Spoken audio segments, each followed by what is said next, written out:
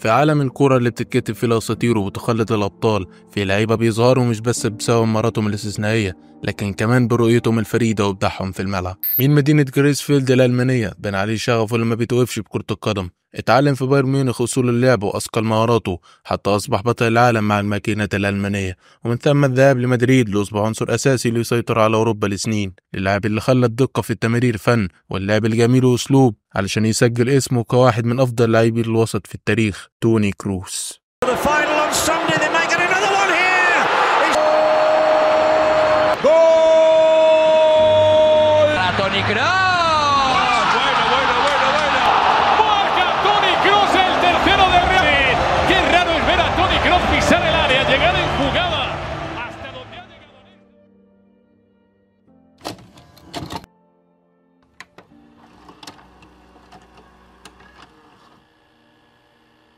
وصل توني كروس لكوكب الأرض في شهر يناير، وبالتحديد في اليوم الرابع من 1990 في جريسفيلد ألمانيا الشرقية. بينحدر لاعب خط الوسط الألماني من تراث رياضي غني، والدته كانت بيرجيت كامر لاعبة تنس الريشة السابقة ومعلمة علم الأحياء الرياضية، وكان والده رولاد كروس مصارع محترف سابق ومدرب لكرة القدم. نشأ توني كروس مع أخوه الصغير فيليكس، وكان لديه كل ما يريده لما كان طفل. وخلال طفولته ما كانش توني كروس الأكثر تميز في المدرسة، فعلشان كده كان عنده مشكلة في تعدد المهام، حيث كان الجمع بين كرة القدم والمذاكرة والأمور المدرسية نقطة ضعفه. فاختار توني كروس التركيز على الكورة وركز بشكل أقل على الدراسة، فكان بيقضي كتير من الوقت في ممارسة كرة القدم والمشاركة في البطولات المدرسية. بالإضافة لده كان توني كروس حسن السلوك في الفصل ومحبوب بين زمايله في المدرسة. وكان أول مدرب لتوني كروس هو والده رولاند، أيوة زي ما سمعت كده، كان هو وأخوه اللي أصغر منه بسنة بيدربوا أبوهم في نادي واحد. وبسبب مستواه اللي ظهر بشكل كويس ساعتها حصل على فرصة فريق الشباب في نادي جريسفيلد الألماني المحلي في سنة 1998 لما كان عمره 7 سنين بس، ولعب للنادي لحد سنة 2002. في نفس السنة دي لفت كروس انتباه هانز روستوك أحد أعضاء دوري الدرجة الثالثة الألماني ساعتها، ولما اتصل مسؤولين النادي بكروس وافقت عيلة اللاعب ساعتها، وبدأت حياته الكروية فعليا في النادي ده، ومن هنا صنع كروس نفسه لما هو عليه النهارده.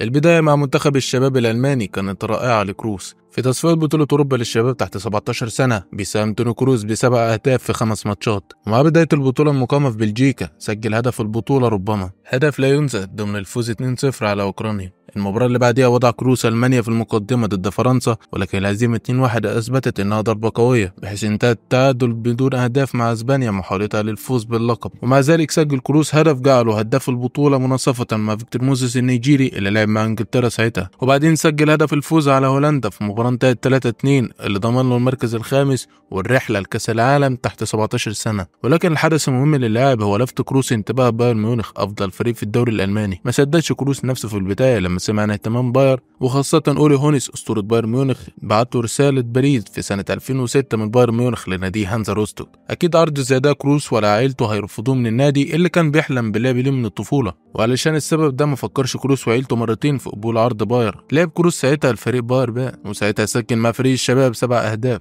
توني كروس بقى كابتن فريق ألمانيا للشباب. كان كروس بيلعب ساعتها في مركز صانع الألعاب، وده اللي خلى أرقامه مبهرة في البطولة دي. ساعتها اتمكن ضد غانا في دور المجموعات من إنه يسجل هدفين، وصنع هدف ضد المنتخب الأمريكي في دور ال16، واتمكن من تسجيل هدف في فوز 4-1 على إنجلترا وبتخسر ألمانيا مباراة نص النهائي ضد نيجيريا. ولكن سجل كروس ساعتها واتمكن من تزويد حصيلته التهديفية بهدف في المباراة المركز الثالث ضد غانا عشان ياخد كروس الحذاء البرونزي كثالث هداف البطولة والكرة الذهبية لأفضل لاعب في البطولة، علشان يكون الموسم اللي بعده هو بمثابة جديدة في حياة المايسترو الصغير.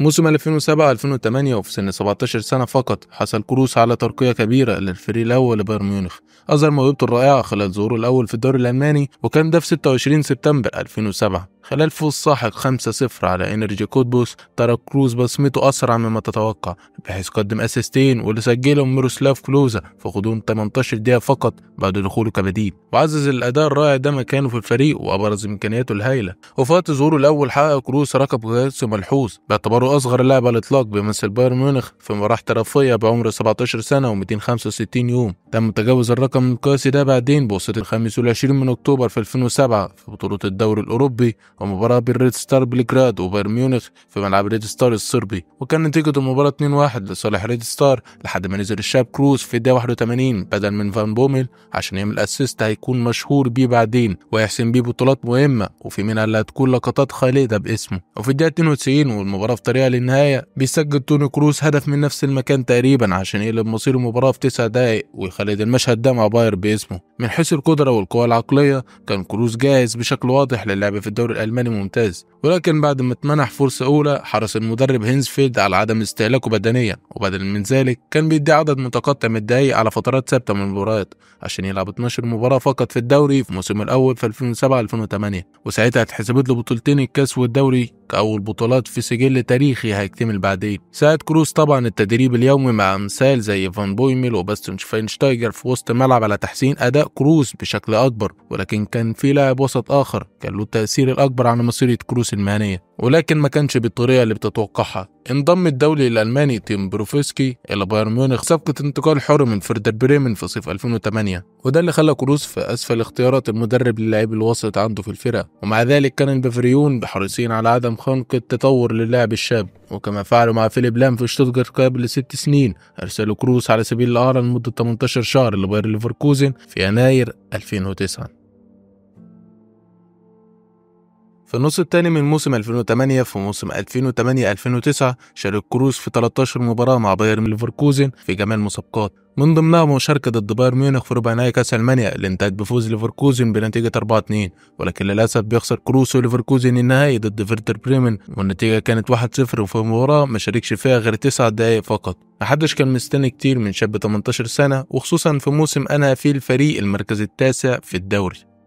ولكن في موسم 2009-2010 وده اللي يعتبر هو الموسم اللي نقل مسيرة كروس تماما، بيثبت كروس أقدامه كأساسي في الفريق بالإضافة لتكوينه ثنائية قوية مع الشاب صاحب ال 22 سنة ساعتها أرتورو فيدال برقم 39 الشهير. لبداية توني كروس بيقدم أداء استثنائي في موسم كان مميز ليه خاصة ولفريقه ليفركوزن اللي خلصوا الموسم في المركز الرابع في الدوري. وعلشان تفهم ما أهمية كروس ساعتها للنادي فخليني أقول لك إن لعب 33 مباراة من 34 متاحين، والماتش الوحيد اللي غاب عنه كان إيقاف بسبب الانذارات. ولكن المهم هنا هو انه سجل 9 اهداف وصنع 12، يعني 21 مساهمة هدفية لنادي سجل ساعتها 65 هدف في الدوري، يعني بتتكلم عن مساهمة في حوالي 32% من اهداف فريقه، يعني التلت، وده رقم عالي جدا بالنسبة لمواسم كروس القادمة لأن توظيفه في الملعب هيتغير، وده لأنه في ليفركوزن كان بيلعب خط وسط أيسر في وسط رباعي زي أغلب الفرق ساعتها بتشكيلة 4-4-2. أصبح دعامة أساسية في الفريق وشارك في كل مباراة تقريبا في الدوري الألماني مع ليفركوزن. كان أداء كروس المتميز خلال الجولات من 16 ل 20 جدير بالملاحظة بشكل خاص. خلال الفترة دي أظهر كروس براعته الهجومية من خلال المساهمة ب5 أهداف و4 تمريرات حاسمة في 5 مباريات فقط في البوندسليغا، عشان ياخد كروس بفضل هذه العروض الرائعة جائزة لاعب الشهر في ديسمبر وتأثيره على أرض بيرجعوا باير فورا من الإعارة للاستفادة بقدراته المذهلة دي، ويختتم أداؤه الرائع بانضمام من تشكيل المنتخب الأول أخيرا، بالإضافة لاستدعائه القائمة النهائية المسافرة لكأس العالم جنوب أفريقيا 2010. 3/3 2010 أولى مباريات كروس مع المانشافت كان ضد الأرجنتين في مباراة ودية، نزل ساعتها كروس كبديل وانتهت بخسارة ألمانيا 1-0 بهدف سجله هيجوايين. 23/6 2010 بينزل كروس كبديل لشفاينشتايجر المصاب واللي خرج في الدقيقة 81 عشان سجل كروس ساعتها أولى مشاركاته في تاريخ المونديال، ولكن كروس ما كانش بياخد غير دقائق معدودة جدا مع المنتخب الألماني بسبب توفر عدد كبير من اللعيبة أصحاب الجودة والخبرات الدولية زي سامي خضيرة وشفاينشتايجر ومولر وأوزيل وبودوسكي. ألمانيا بتوصل نص النهائي ولكن بتخرج ضد أسبانيا البطل ساعتها بهدف بويل الشهير، وبيتمكنوا من الحصول على الميدالية البرونزية بعد التغلب على جيل أوروغواي الذهبي. مجموع دقائق كروس في البطولة كان 60 دقيقة فقط، ولكنه بكل تأكيد كل ده هيتغير تماما بعدين. موسم جديد لبايرن ميونخ ولكن كان مخيب للأمال تحت قيادة الهولندي لويس فان خال اللي ما قدرش يكسب غير بطولة السوبر فقط، واحتل المركز الثالث في الدوري بعد ليفركوزن الثاني ودورتموند صاحب المركز الأول. لعب كروس معاه 27 ماتش ما بين أساسي واحتياطي، ساهم فيهم ب6 أهداف وعمل أول أسيستين ليه في دوري الأبطال ضد نادي CFR كلوج. الأداء ده ما كانش متوقع، عشان كده الإدارة قررت تغير المدرب فان خال ويجي مكانه قائد ثورة باير الحديثة المدرب الأسطوري يوب هانكس. وأعرب رئيس نادي بايرن ميونخ كارل هاينز رومانيكي عن سعادته بهذا التعيين قائلا: نحن سعداء جدا لتوصلنا لاتفاق مع يوب هانكس، وأنا واثق من هذا التعاون سيكون ناجحا. فان خال هيمشي من بايرن ميونخ بعد سنتين قضاهم مع الفريق، وكانت إدارة البافاري قررت التخلي عن خدمات المدرب الهولندي فان خال بعد التراجع الملحوظ في نتائج الفريق في الموسم. رغم النتائج المتميزة اللي حصل عليها الفريق في الموسم الماضي لما فاز بلقب الدوري الألماني وكأس ألمانيا وخاض المباراة النهائية لبطولة دوري الأبطال ضد انتر ميلان، واللي انتهت بفوز الأفاعي باللقب على حساب باير بهدفي دييجو ميليتو. قال كروس في مقابلة مع الاتحاد الألماني كرة القدم: انظر إلى مسيرتي على مراحل، كان يوب هانكس هو المدرب الأكثر أهمية بالنسبة لي في المرحلة المبكرة من مسيرتي سواء في ليفركوزن أو بايرن ميونخ، ومن العدل أن أقول أن بعد وصوله إلى ميونخ في 2011 بدأت تتمكن من اللعب على مستوى عالي بشكل منتظم. كروس في أول مواسم يوب هانكس بدأ ياخد وقت أكبر ويثبت رجله في التشكيلة الأساسية. تأثير كروس المحلي كان مهم جدا ومؤثر، بحيث قدر يصنع 10 أهداف ويسجل 4 في 31 مباراة بالدوري الألماني. لكن للأسف مجهوداته ضاعت برضه بسبب جيل كويس جدا من دورتموند بقيادة يورجن كلوب. ولكن الشيء الملحوظ هنا هو التطور الدفاعي لبايرن ميونخ مع المدرب يوب هانكس، بحيث استقبل 22 هدف مقابل 40 السنة اللي فاتت مع لويس فان خال. ولكن تأثير كروس على مشوار باير في دوري الأبطال كان استثنائي. فأول مباراة دور المجموعات ضد فيريال سجل ويصنع الهدفين اللي سجلهم باير في المباراة بعد ما لعب دور صانع الألعاب في المباراة دي ساعتها. ضد نابولي بيصنع الهدف الوحيد اللي سجله باير في المباراة اللي انتهت تعادل على ملعب دييجو أرماندو مارادونا. مباراة العودة ضد نابولي على أليانز أرينا بيصنع هدفين لماريو جوميز اللي سجل هاتريك في 25 دقيقة فقط. وفي مباراة العودة ضد فياريال بيصنع هدفين لفرانك ريبري وبيضمن باير صدارة المجموعة عشان يقع مع بازل السويسري في دور ال16. مباراة الذهاب في ملعب بازل بتخلص بفوز بازل بهدف في الدقيقة 86. ولكن في مباراة العودة بيكتسح باير بازل في مباراة انتهت بسباعية نظيفة من ضمنهم هدف سجله روبن بأسيست لكروس عشان يلعب ساعتها باير مارسيليا وتنتهي المباراة 4-0 مجموع الماتشين، ويحصل كلاش تاريخي في نص نهائي الأبطال، كلاسيكو أوروبا التاريخي بين باير وريال مدريد. مباراة الذهاب في ملعب باير بتخلص 2-1 من ضمنها اسيست من كروس لريبري. مباراة العودة التاريخية واللي عمل فيها كريستيانو رونالدو وجوزيه مورينيو كل شيء في كرة القدم. ولكن رونالدو يتقدم ويضيع، يمشي كاكا ويضيع، تمشي كرة راموس يقدر يتقدم ويسجل. خلاص منشن ان ذا فاينل. الوضع دلوقتي ان باير هيواجه دورتموند في نهائي كاس المانيا 12/5/2012، وطبعا تشيلسي في نهائي دوري الابطال بعدها باسبوع 19/5/2012. ولكن اللي حصل كان خارج الحسبان تماما.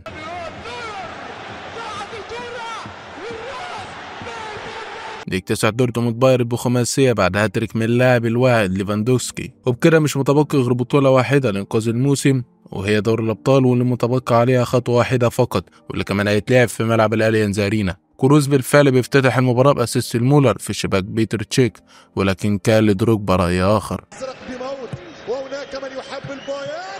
بل وكمان روبن بيهدر ضربة جزاء في الدقيقة 94 ويخسر فرصة حسم المباراة فيروح اللقاء لضربات الترجيح. جديد وليس العريق المنشن. بيخسر توني كروس وبايرن ميونخ كل البطولات في الموسم، وبيضيع معاه مجهود كروس الاستثنائي اللي صنع 8 أهداف وسجل 2، يعني 10 مساهمات في 12 مباراة، ومجموع مساهماته في الموسم 26 في 50 مباراة بكل البطولات. صحيح الموسم صفري، ولكنه كان بداية اهتمام العالم بموهبة باير الاستثنائية. توني كروس قبل بداية الموسم الجديد وبعد النهائي الكابوس لدوري أبطال أوروبا كان اللاعب موعود على تجديد عقده في مكتب كايل هانز رومانيجي، وبالفعل توني كروس وقته راح لمكتبه لتجديد العقد. ولكن بعد دقائق فقط من توقيعه للعقد قال كروس إني ندمت ندم شديد بسبب توقيعه للعقد. Den Vertrag unterschrieben zu haben, weil ich hatte nicht das Gefühl, dass der Verein glücklich ist mit dieser Verlängerung, sondern ich hatte eher das Gefühl, dass sie mir das Gefühl gegeben haben, dass ich jetzt aber mal glücklich sein sollte, den Vertrag unterschrieben zu haben. موسم 2012-2013 وهو أفضل موسم في تاريخ بايرن بسبب تحقيق ثلاثية الدوري والكاس والأبطال. بدأ الموسم بمباراة السوبر ضد دورتموند واللي قدر يسترد فيها بايرن صقره بعد هزيمته في نهاية الكاس، ولكن بتحصل الإصابة في ربع نهائي دوري الأبطال ضد يوفنتوس لكروس اللي يدوب لعب 16 دقيقة بس، واللي سبب بيغيب عن باقي الموسم اللي ساهم فيه 14 هدف في 24 مباراة في الدوري وتسجيله 3 أهداف في دوري أبطال أوروبا، واللي كسبوا بايرن بسيناريو خيالي ضد الغريم دورتموند بهدف روبن الشهير. باير أخيرا بيحقق لقب دوري الأبطال بعد غياب حوالي 12 سنة وتحت أنظار الشاب كروس اللي بيحقق أول لقب أبطال في مسيرته، واللي بيعتبر مجرد بداية فقط لكارير عظيم. الموسم اللي بعده هو واحد من أفضل مواسم كروس الفردية والجماعية على الإطلاق. الموسم اللي بدأ بإعلان نادي بايرن ميونخ الألماني إن بيب جوارديولا المدير الفني السابق لنادي برشلونة هيتولى مهمة تدريب الفريق اعتبارا من يوليو 2013 لمدة 3 سنين خلف ليوب هانكس المدير الفني اللي بينتهي عقده في يونيو من نفس السنة. وكان جوارديولا كان سايب برشلونة السنة اللي قبلها بعد مواسم حافلة بالإنجازات سواء المحلية أو الدولية للنادي، وما تولاش تدريب أي فريق من ساعتها وقائلا إنه محتاج لإجازة طويلة. وحاز جوارديولا البالغ من العمر 41 سنة مع برشلونة على 14 بطولة، ونجح في قيادة الفريق للفوز بلقبي دوري الأبطال في 2009 2011. وكانت عدة فرق قد سعت مؤخرا لدعم جوارديولا، إلا أن جوارديولا اختار الانضمام للباير. وقال كارل هاينز رومانيجا رئيس مجلس إدارة باير إن جوارديولا من أنجح المدربين على مستوى العالم، مش هيساعد الفريق البافاري فقط في التألق بل الكرة الألمانية ككل. بيبدأ الموسم بخسارة ضد دورتموند 4-2 في السوبر الألماني، ولكن يعود جوارديولا تباعا بالسوبر الأوروبي ضد تشيلسي واللي ساهم فيها كروز بأسيست لريبري اللي عادل النتيجة الباير. بعد ما المباراة راحت لإكسترا تايم بيسجل هاوزر في الدقيقة 94، ولكن جافي مارتينيز بيعادل النتيجة في 120 وبيلعب ركلات ترجيح عشان تيجي 7-6 لصالح العملاق البافاري. وبتيجي بعدها البطولة اللي كروس مش بس بينافس فيها أندية، لا ده كمان متفوق فيها على أي نادي فيها، كأس العالم للأندية، البطولة اللي تكون غالبا من نصيب بطل أوروبا، وفعلا بيكسبها باير من نادي الرجاء المغربي عشان تضاف في مسيرة توني كروس، بالإضافة لبطولتين الدوري والكاس اللي حسموا جوارديولا بسكور تاريخي يعتبر 90 نقطة وفرق 19 نقطة عن دورتموند اللي في المركز الثاني. أما بالنسبة لدوري الأبطال فبعد مشوار صعب قدر يتخطى فيه سيتي في دور مجموعات وبعده أرسنال واليونايتد، هيكون عنده موعد صعب جدا في مباراة تتكرر سنين كتيرة قدام، وهي ضد نادي ريال مدريد، ولكن مش أي نسخة، دي ريال مدريد نسخة العاشرة، واللي فيها ريال مدريد بقيادة راموس وكريستيانو رونالدو بيسقروا لخروجهم السنة اللي فاتت وتضييعهم ركلات الترجيح، وبيهزم الملكي بايرن ميونخ 4-0 في قلب الأليانز أرينا. موسم ما كانش قوي في المساهمات بالنسبة لكروس بسبب تغير أدواره مع الفيلسوف جوارديولا، ولكن تطور كروس مع بيب جوارديولا رغم أن تعاونهم ما استمرش سوى سنة واحدة فقط قبل انتقال كروس من باير، فإن اللاعب بيقدر الدروس اللي اتعلمها تحت قيادة الأسباني لحد يومنا هذا. فقال كروس عنه: يمكن القول أن وصول هاينكس كان من أحد العوامل المحفزة لتطوري، لكني لن أستهين أبدا بذلك العامل تحت قيادة جوارديولا. كما يقول: أعتقد أن مسيرتي المهنية قطعت خطوة أخرى للأمام في ذلك الوقت، لقد اعتبرني جوارديولا لاعبا محوريا في نظامه والذي يناسب أسلوب لعبي تماما. بيجي كأس العالم 2014 في البرازيل وتم استدعاء كروس للقائمة، ولكن المرة دي مش بس بدور أساسي ولكن بدور محوري. لعب توني كروس دور البطولة في فوز ألمانيا بكأس العالم 2014. القصة كانت أكبر من مجرد أسيست أو هدف، بل في دور محوري بالخروج بالكرة ومقاومة وامتصاص ضغط الخصوم على المنتخب الألماني. وطبعا بسبب أن أغلب القائمة من باير فكان في تفاهم كبير جدا بين أغلب العناصر مع بعضها، وبالذات طبعا ثنائية كروس وشفاينشتايجر في وسط الملعب. توني كروس أكسبته تمريراته الدقيقة لقب جارسوم واللي معناها النادل باللغة البرتغالية. بدأ بأسيستين في أول مباراة ضد البرتغال في دور المجموعات واللي انتهت بفوز ألمانيا برباعية نظيفة. وطبعا الأسيست التاريخي ضد فرنسا في ربع النهائي اللي بسببه وصلت ألمانيا نص النهائي لمواجهة البرازيل صاحبة الأرض. يمكن القول أن مباراة نص النهائي ضد المضيفين كانت أفضل أداء له في البطولة، حيث دمرت ألمانيا فريق فيلس كولاري بنتيجة 7-1 في ملعب المينيراو. كان كروس المعزب الرئيسي للبرازيل، وسجل لاعب خط وسط بايرن ميونخ آنذاك هدفين في الدقيقة 24 و26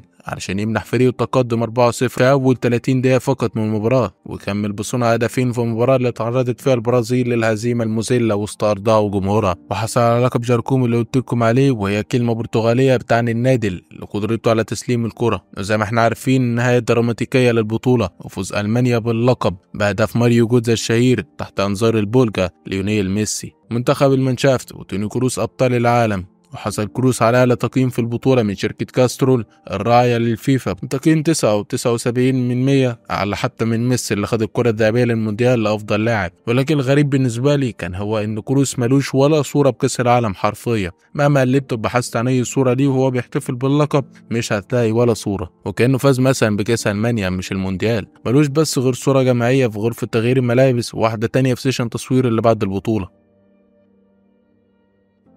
كشف فولكر ستروس وكيل أعمال توني تفاصيل انتقاله من باير وفشل تجديدهم لعقده. وقال ستروس لصحيفة بيلد الألمانية في سبتمبر 2013 أراد باير تمديد عقده، لكن توني لم يرغب في ذلك. عرضوا عليه 6 ملايين يورو في الموسم الواحد. هل نسوا أنني أعلم أنهم يدفعون لماريو جودز 10 ملايين دولار سنويا؟ ثم طلبنا 10 ملايين يورو ورد جوارديولا الاحتفاظ به وقال له أنا بحاجة إليك هنا. قال كروس، واعتقد أنه قال نفس الشيء لرومانيجي. في نوفمبر ذهبت إلى بايرن ميونخ وأخبرت رومانيجا بما أننا نقدر توني كروس كثيرا سوف نقدم له 6.5 مليون يورو سنويا. قلت له لن نقبل بأقل من 10 ملايين يورو. وانتهت المحادثة بعد 28 دقيقة فقط. بعد ذلك ظهر أولي هونيس على الساحة بعد الفوز على انتراخت فرانكفورت 5-0. دخل هونيس لغرفة تبديل الملابس وصاح فيه توني قائلا اتصل بوكيلك، لن تكسب 10 ملايين يورو هنا أبدا. رد توني قائلا لا أحتاج الاتصال به، لدينا نفس الرأي. لقد أصبح من الواضح هنا أن توني لن يبقى مع باير في الموسم التالي. لقد أخبرنا الأندية في أوروبا أن توني معروض للبيع. لم يصدقونا في البداية، فكيف يمكن لباير أن يسمح للاعب مثله بالرحيل؟ لقد كان الرجل مثالي لأسلوب لعب جوارديولا، فإن حضر خيار مانشستر يونايتد، وهكذا أصبح أحد أفضل لاعبي خط الوسط في العالم متاحا. وكان مانشستر يونايتد في موقف قوي للتعاقد معه، لكن إقالة ديفيد مويس واهتمام ريال مدريد اللاحق به قلب الموقف رأسا على عقب. وقال ستروس في ابريل 2014 ارسل يونايتد نسخه من العد الخاص بتوني، وقام ديفيد مويس بزيارته شخصيا، وكان عرض يونايتد والعد كويسين جدا، ووافق كروس على التوقيع مع مانشستر يونايتد. لا زال احتفظ بنسخه من العقد، فقد توقيع توني كروس مفقود منها. في 22 أبريل أقل يونايتد مويس، وكان علينا أن نبدأ في البحث عن نادي جديد. فخلاص نقدر نقول انتهت مسيرة الشاب كروس المميزة، واللي امتدت ل7 سنين مع باير. قدر يكسب فيها مع باير لقب السوبر الألماني و3 ألقاب كأس ألمانيا و3 ألقاب دوري، وبالإضافة للقب سوبر أوروبي ولقب كأس العالم للأندية ولقب دوري أبطال أوروبا. وطبعا ما نقدرش ننسى مساهمته ب76 هدف في 200 مباراة. واكيد لاعب ملك لا يليق الا انه يلعب لنادي الملوك. وانتقل كروس ساعتها لريال مدريد مقابل 25 مليون يورو فقط. في الصفقة وصفت بانها سرقة القرن الحقيقية. ايوه سرقة القرن، لانه وقتها نجح بيريز المكار بانه يستغل الخلاف الموجود بين كروس وادارة باير ويخطف جوهرة نص الملعب بالسعر البسيط ده. وبدأ كروس عهده الجديد والاهم والانجح مع النادي الملكي. بداية كروس مع ريال مدريد ما كانتش اسطورية تحت قيادة المدرب المثير للجدل جدا الاسباني رافائيل بيانيتس، واللي وظف كروس في مركز غير مركزه. وعلى من اختلاف الاجواء الا انه قدر يصنع 14 هدف ويسجل 2. وساعتها بدأ الموسم بصناعته الهدفين في مباراتين بتوع كاس العالم ويتوج بيه. وكمل ساعتها التتويج بالسوبر الأوروبي. وفجأة بدون مقدمات بيحصل هبوط كبير في مستوى الفريق لدرجة إنه أصبح موسم صفري. خسارة الدوري بسبب كثرة الإصابات، والخروج من دوري الأبطال في نص النهائي ضد يوفنتوس. الجانب الفردي توني كروس اخترق الطبيعة ساعتها لأنه فاز بألقاب ب3 تيشيرتات مختلفة في سنة 2014 مع باير وألمانيا ومدريد، وكمان يفوز بأفضل صانع ألعاب في العالم من الاتحاد الدولي للتاريخ والإحصاء، الجائزة اللي فاز بها لعيبة كتيرة جدا أمثال ميسي وتشافي ونيستا. وكمان يفوز بجائزة أفضل لاعب ألماني وأفضل رياضي على جميع الأصعدة. وفي منتصف الموسم بيجي بعده المدرب الذهبي لريال مدريد زين الدين زيدان، المدرب اللي قدر يعصر ظهور كروس ويطلع منه أجمل وأرقى العطور. وقدر طبعا مع أنه يكون واحد من الركائز الأساسية لفوز ريال مدريد ب3 بطولات دوري أبطال أوروبا متتالية في بداية الموسم الجديد. ومع تولي زيدان تدريب الفريق وأسلوبه الخططي بقى فيه مساحات إبداعية أكبر للاعيبة خط الوسط. وبدأ كروس يأخر نفسه في الملعب بجانب الدفاع أحيانا عشان مودريتش ياخد الحرية والعكس. وفي نفس الوقت مركز خط الوسط المدافع مع زيدان كانت مهامه مختلفة، لأنه كان طرف رئيسي في المنظومة الهجومية، لأنه بيلعب باسم ريال مدريد، فبالتالي مش أي فريق هيقدر على المجريات هجوميا. بالإضافة إن كازيميرو كان لسه راجع من بورتو وما خدش وضعه في الفريق. ونتيجة ده كروس بيشارك في 44 مباراة صنع فيهم 13 هدف وسجل 1، وبيهم كان من أهم أسباب تتويج الريال بدور الأبطال للمرة الثانية آخر 3 سنين. وبعدها يروح للمنتخب في يورو 2016، البطولة اللي فيها بعد صناعته هدف على أوكرانيا استمر على تقديم عروضه القوية، وقدر يقود المنتخب لمواجهة فرنسا في السيمي فاينل. ولكن ساعتها ثنائية جريزمان بتكون سبب في خروج رفاق توني كروس اللاعب اللي على الجانب الفردي بعد ما انضم للتشكيل المثالي في دوري الأبطال واليورو، يكملها بأنه يتواجد في تشكيلة القارة الأوروبية والفيفا والعالم كله. فاكر لما قلنا تأخر مركز كروس كان مبني على طريقة زيدان؟ في موسم 16-17 تقطع أريحية للثنائي كروس ومودريتش بسبب دخول كازيميرو في الفورمة وانسجامه مع الفرقة. وبالحديث عن بطل الليلة بشكل أدق، فهو شارك في 48 مباراة صنع فيهم 16 هدف وسجل 4، يعني مساهم في 20 هدف على مدار الموسم، فبيساعد الفريق للتتويج بثنائية السوبر الأوروبي وكأس العالم للأندية. ويكملها بعدها بعد ما يكون الأكثر صناعة في الدوري برصيد 12 هدف عشان يكون عنصر أساسي في تتويج الفريق بالليجا. وبالنسبة لدوري الأبطال بقى، فكروز بعد ما سجل وصنع في مباراة النابولي بيستمر الريال لحد مواجهة اليوفي في النهائي، في المباراة اللي شهدت هدفين من أجمل أهداف البطولة. وبما إن الكلام عن ريال مدريد وفي النهائي، فطبعا كلنا عارفين إن ريال مدريد مش بيخسر النهائيات. والمرة التانية على التوالي كروز بيكون موجود في التشكيل المثالي لدوري الأبطال وتشكيلة الفيفا للأفضل في السنة. وبالمناسبة عدم تواجده مع المنتخب في كأس القارات كان راجع لقرار المدرب اللي كان شايف إن دي بطولة مش مهمة، واخد قرار يريح أغلب النجوم من أجل إعطاء فرصة للوافدين الجدد. 2017-2018 كان من أفضل مواسم كروز في تاريخه، على الرغم من أنه حصل هبوط جزئي للفريق محليا ومقدرش يفوز غير بالسوبر المحلي، وخصوصا بعد خسارة الدوري بفرق 17 نقطة عن برشلونة، لأن ده ما أثرش على مشوار الفريق القاري. ووجود كروز بعد ما فازوا بكأس العالم للأندية والسوبر الأوروبي يكملها كروز بمساهمة ضد توتنهام وباريس، ويستمر الفريق لحد مواجهة ليفربول في النهائي في المباراة اللي أكملت تتويج الريال بالبطولة الثالثة على التوالي ورغم بطولات الشامبيونز لكروز، اللاعب اللي بعد ما انضم لتشكيل المثالي في دوري الأبطال بيتم اختياره كأفضل لاعب ألماني في السنة، ولكنه كمان كسر رقم قياسي بأنه أصبح أول لاعب ألماني في التاريخ بيحقق لقب دور الأبطال 4 مرات. دور كروز كان مهم بالفريق لدرجة إن زين الدين زيدان قال إنه بيفتخر جدا كون دربت توني كروز بيوم من الأيام. وأنا مش مستوعبين كروز قد إيه ولاعب فريد من نوعه. تعالوا أحكي لكم شوية عن مميزات بأداء كروز بالملعب. لازم تعرفوا إن كروز هو راجل البلس 90، وهنا مش قصدي إنه بيسجل بعد الدقيقة 90، بل إن تمريراته بالملعب لزمايله مش بتقل عن 90% في المباراة الواحدة. مفيش لاعب في التاريخ قدر يعمل ده لمدة 10 مواسم سوى لاعب واحد فقط وهو توني كروز. وفي إحصائيات تقدر تتأكد منها أن توني كروز منذ إنشاء الإحصاء هو أكتر لاعب بيوصل الكرة للثلث الأخير من الملعب، فأغلب تمريراته دي إيجابية. والشيء التاني اللي مهم تعرفه إنه بيلقب برجل الثلج أو الجوهرة الهادئة. فخلينا أقول لك مثلا بتتوقع كم بطاقة حمراء تلقاها كروز بتاريخه كله؟ طبعا الإجابة هي كارت واحد أحمر، وده بسبب برودته الشديدة برد الملعب. اللاعب ما بيفقدش أعصابه أبدا وعلى طول مركز بالملعب وعلى اللعب. ده طبعا بالإضافة قبل المباريات، فكروز مش بيهتم أبدا لحجم الضغط اللي فيه الفريق. وطبعا زي ما احنا شفنا فيديوهات لتوني كروز قبل نهايات دوري الأبطال بيكون عامل ازاي، مرات بيبقى نازل بالاستشوار، مرات بالسماعات. وطبعا نهائي باريس 2022 اللي كان ضد ليفربول لما المباراة اتأخرت بسبب المشجعين، ساعتها قال للفريق مش مهم، احنا كده كده هنكسب. الحاجات المميزة جدا في كروز خليته طبعا من التوب في مكانه، انه بيتعامل كمدير فني جوه الملعب، يعني تحسه بيعرف يعطي تعليمات سليمة عشان يحرك زمايله في الملعب، زي ما شار في أحد مباريات كلاسيكو لزميله فيني وحسن بيه الكلاسيكو، وعملها مرة تاني معاه ضد ليفربول.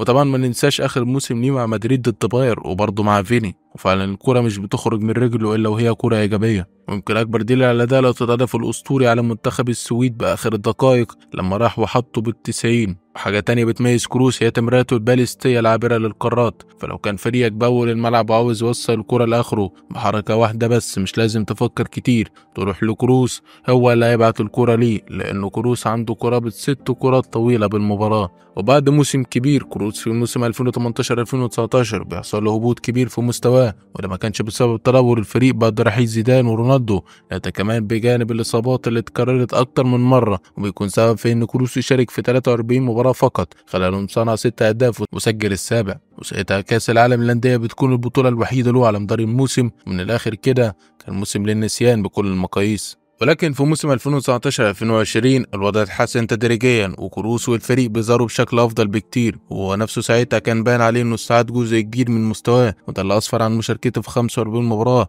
صنع فيهم 9 اهداف وسجل 6، وبهم يقود الفريق للتتويج بثنائية الدوري والسوبر المحلي، وكمان ينضم للتشكيل المثالي للليجا، وده كان بالنسبة للموسم. اما بالنسبة لمسيرته التاريخية بشكل عام فهو في الموسم ده انضم للتشكيل المثالي لأوروبا والعالم كله آخر 10 سنين من الاتحاد الدولي للتاريخ والإحصاء، وده كان تأكيد على تألقه وتقديم نسخة استثنائية سواء مع الريال أو باير أو حتى مع المنتخب الألماني.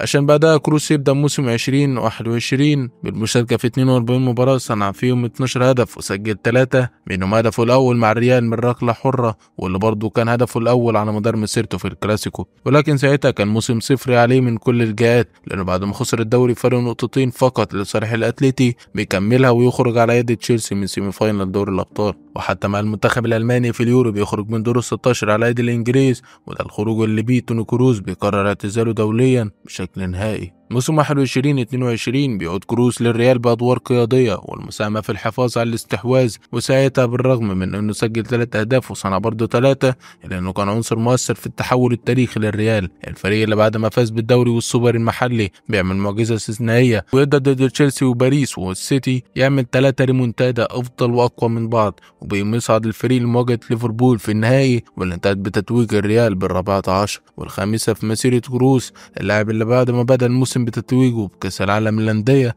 يصبح اللاعب الوحيد في التاريخ اللي فاز بالبطولة 6 مرات، 5 منهم مع الريال ومرة مع بايرن، وطبعا يقدر يفوز بالسوبر الأوروبي ويختمها بالتتويج بكأس اسبانيا كأول بطولة من نوعه عليه مع الريال، وفضل ساحب 34 سنة موجود في المنظومة الأقوى والأعرق في التاريخ، فضل يقدم الأداءات الكبيرة والخاصة باسم توني كروس، اللاعب اللي أقل ما يقال عليه إنه أسطورة أوروبية صنع تاريخ خاص وفريد من نوعه. ويجي موسم 23-24 وهو الأخير لتوني كروس مع ريال مدريد، وتغير كبير في أسلوب الملكي اللي أول مرة من 15 سنة يلعب بدون كريم بنزيما وبدون أي مهاجم صريح، فبيبتكر أنشيلوتي حل استثنائي وهو تفضيل بيلينجهام كخط وسط باحث عن المساحة وحوله للاعب هداف من الدرجة الأولى، وكل ده ما كانش هيتم لولا ميكس خط الوسط الرهيب ألا وهو توظيف كروس بجانب كامافينجا كدبل بيفوت، وقدم بيه كروس بالنسبة لي أعلى موسم في مسيرته الكروية، أعلى حتى من 2014 لأن كروس تم استخدامه كريجيستا، وده معناه التحكم في اللعب، حرفيا مفيش هجمة بتطلع من ريال مدريد إلا وعليها بصمة كروس الخاصة، هو اللي بيقرر إمتى مدريد يرفع حدة الضغط وإمتى يهدي اللعب، ويتمكن كروس والملكي من الفوز بالسوبر الأسباني من برشلونة، وبعده حسم الدوري اللي ساهم فيه كروس ب9 أهداف رغم دوره متأخر في الملعب، وللأسف بيعلن كروس عن اعتزاله في آخر الموسم فعلى مستويات تاريخه على طريقة زيدان، بيلعب مدريد نهائي الشامبيونز ضد دورتموند ويصنع كروس هدف مدريد الأول لداني كارفاخال ويفوز بلقبه السادس في تاريخه عشان يكون أكتر لاعب حقق الأبطال في التاريخ مناصفة مع الزملاء ناتشو وكارفاخال وملك خط الوسط الأمير لوكا مودريتش، ويودع جماهير الملكي في مشهد خيالي ووسط حزن كبير على كل من كان في الملعب أو وراء الشاشات، ويروح يكمل بطولته الأخيرة مع المنتخب الألماني واللي كان مقدم فيها مباريات كويسة جدا، ولكن أمام أسبانيا وبأقدام ميكيل مورينو بتنتهي رحلة كروس مع كرة القدم، اللاعب اللي شارك على مدار مسيرته مع الأندية في 754 مباراة، خلال مسيرته دي صنع 166 هدف وسجل 73 بقى مع الريال، فهو فاز بالسوبر والدوري 3 مرات بالإضافة لكأس اسبانيا مرة واحدة وده محليا، أما بقى عالميا فهو فاز بدور الأبطال 5 مرات والسوبر الأوروبي 4 مرات وكأس العالم للأندية 5 مرات وده مع ريال مدريد فقط، يعني كده 6 أبطال و5 سوبر أوروبي و6 كأس عالم للأندية. أما بقى لو رحنا لمشاركته مع المنتخب الأول واللي هو فيها شارك في 106 مباراة صنع فيهم 19 هدف وسجل 17 وفاز معهم بأهم وأغلى بطولة في كرة القدم هو كأس العالم 2014. وإلى هنا تصل رحلتنا نهايتها مع توني كروس، اللاعب اللي يقدر يجمع بين المهارة والذكاء والعمل الجاد علشان ما يكونش بس واحد من أعظم لاعبي الوسط في التاريخ ولكنه كمان من أعظم لاعبي كرة القدم عامة، من بدايته المتواضعة في ألمانيا لحد ما بقى يكون ريال مدريد وألمانيا. توني كروس بيبين لنا إن الشغف والتفاني يقدروا يحققوا المستحيل. رحلة توني كروس مليانة لحظات من الفرح والانتصار ولحظات من التحدي والصعوبة، لكنه دايما كان بيواجه كل ده بروح المحارب، بيسعى دايما للأفضل وبيطمح للنجاح. في النهاية توني كروس مش بس لعيب كرة قدم، قدر يمتع كل اللي شافه وهو بيلعب، قدراته على تمرير كرة القدم بدقة وذكائه في قراءة اللعب، قدرته على امتصاص ضغط الخصم، كل دي حاجات بتخليه لاعب فريد من نوعه، كل دي حاجات بتخلينا نتكلم عن أيقونة من أيقونات كرة القدم، توني كروس.